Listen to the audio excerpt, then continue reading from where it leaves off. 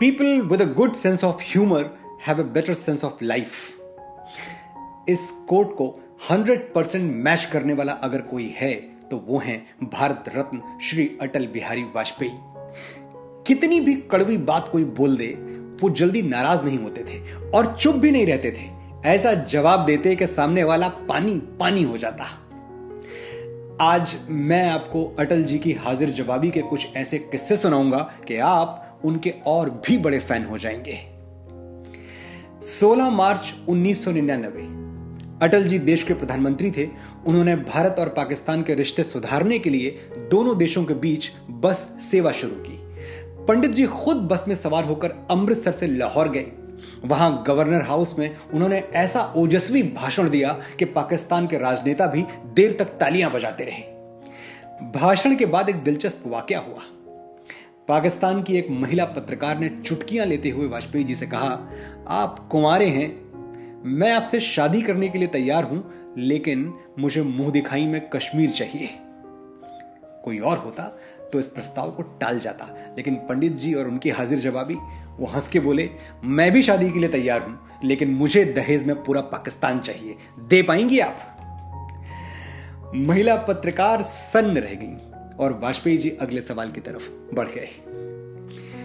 वाजपेयी जी बड़ी सच्चाई के साथ जीते थे और राजनीति में यह गुण नहीं अवगुण है। वो निडर थे, जो है वो है, कुछ छुपाते नहीं थे। मीडिया जब भी उन्हें कुंवारा कहता या लिखता वो पलट के जवाब देते, मैं अविवाहित हूं, कुंवारा नहीं, दोनों में फर्क है। अटल जी की हाजिर जवाबी का कोई एक किस्सा नहीं है, हजारों हैं। भारत में जब पाकिस्तानी आतंकवादियों के कैंप बढ़ने लगे तो एक पत्रकार ने अटल जी से पूछा, ऐसा थोड़ी है कि सारी गलती उन्हीं की है, कहीं तो आप भी गलत होंगे, ताली एक हाथ से तो नहीं बजती। वाजपेयी जी बोले, ताली एक हाथ से नहीं बजती, चुटकी तो बज सकती है, तो पाकिस्तान चुटकी बजा रहा है। बात सच भी है, पाकिस्तान ने हमेशा चुटकी ही बजाई है। कभी इंसर्जेंसी, कभी आतंकवाद, हमसे खुल के दो हाथ करने की हिम्मत वो कभी जुटा नहीं पाए। एक और घटना याद आती है। पाकिस्तान के तत्कालीन प्रधानमंत्री ने एक बेहद आपत्तिजनक बयान दिया, कश्मीर के बिना पाकिस्तान अधूरा है। पलट के अटल जी का जवाब देश के हर अखबार में छपा, पाकिस्तान के बिना हिंदुस्तान अधूरा है। इशारा साफ था कि रहने के लिए दुनिया में कई खूबसूरत जगहें हैं, लेकिन अच्छा यही होगा कि औकात में रहो। 1996 के चुनावों में भारतीय जनता पार्टी देश के सबसे बड़े राजनीतिक दल के रूप में उभरी। वाजपेयी जी का नाम प्रधानमंत्री पद के लिए प्रस्तावित किया गया। उसी रात एक प्रेस कॉन्फ्रेंस हुई जहां एक पत्रकार उनसे पूछ बैठा, अटल जी, आज रात आप पाकिस्तान के प्रधानमंत्री बेनजीर भुट्टो को क्या संदेश देना चाहेंगे? अटल जी छूटते ही बोले, श्रीमान जी, अगर मैं कल बेनजीर को कोई संदेश दूं तो क्या कोई नुकसान हो जाएगा? चारों तरफ ठहाके गूंज उठे। ऐसे थे अटल जी। एक बार इंदिरा गांधी अटल जी की पार्टी जनसंघ से बहुत ज्यादा नाराज हो गई। उन्होंने स्टेटमेंट दिया, जनसंघ जैसी पार्टी को तो मैं 5 मिनट में ठीक कर सकती हूं। अटल जी तक बात पहुंची तो एक लंबी सांस खींच के बोले, अरे 5 मिनट में तो इंदिरा जी अपने बाल नहीं ठीक कर सकती, जनसंघ को क्या ठीक करेंगी? एक और महिला राजनेता का किस्सा याद आया, ममता बनर्जी। ममता जी अटल जी की सरकार में रेल मंत्री हुआ करती थी। उनका गुस्सा तो हम सबको पता ही है। अभी कुछ दिनों पहले प्रधानमंत्री श्री मोदी के सामने कोलकाता में हजारों की भीड़ में उनका जो गुस्सा फटा वो हम सबने टीवी पर देखा। दीदी के यही तेवर अटल जी के जमाने में भी थे। बात बात पर नाराज हो जाया करती थी। फ्लाइंग ऑफ द हैंडल वाला जो मुहावरा है एकदम फिट बैठता है उनपे। एक बार बात हद से ज्यादा बिगड़ गई। अटल जी देश के प्रधानमंत्री थे, लेकिन एक महिला राजनेता के लिए उनका सम्मान देखिए। खुद जा पहुंचे ममता जी के घर कोलकाता उन्हें मनाने।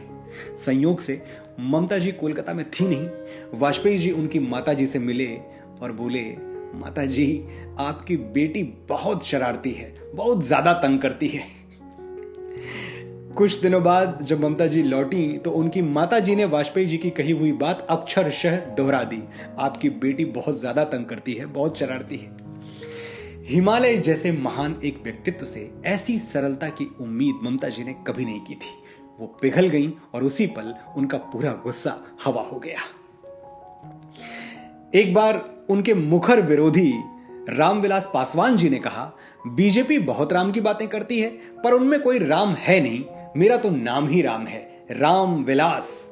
अटल जी ने मुस्कुराकर जवाब दिया, पासवान जी, हराम में भी राम ही होता है। सरदार खुशवंत सिंह, उन्होंने एक कॉलम में लिखा, अटल जी आदमी तो अच्छे हैं, बस एक बुराई है कि गलत पार्टी में हैं।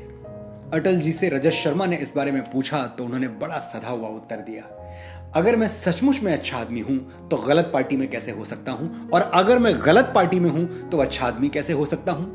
अगर फल अच्छा है तो पेड़ खराब नहीं हो सकता। कितनी सच्ची बात है, अगर फल अच्छा है तो पेड़ खराब नहीं हो सकता। यह उन दिनों की बात है जब अटल जी अपनी पसंदीदा लोकसभा सीट लखनऊ से 3 बार चुनाव हार चुके थे, 1955, 57 और 62। फिर बहुत लंबे अंतराल के बाद वापस लखनऊ आए 91 में। मुझे याद है उन दिनों मैं 10वीं में पढ़ रहा था। सवेरे सवेरे घर पे अखबार आया तो पहले ही पन्ने पर अटल जी का भाषण छपा था। आप लोगों ने क्या सोचा था कि मुझसे पीछा छूट जाएगा? ये होने वाला है नहीं। उन्होंने सूरदास को कोट किया, मेरो मन अनत कहां सुख पावे, जैसे उड़ी जहाज को पंछी पुनि जहाज पे आवे। लखनऊ मेरा घर है और मेरा नाम अटल है, देखता हूं आप कब तक मुझे सांसद नहीं बनाते। ऐसे अपनेपन को लखनऊ वाले भला कैसे नकार सकते थे। अटल जी भारी बहुमत से जीते और जीवन के अंतिम चुनाव तक लगातार लखनऊ से जीतते रहे।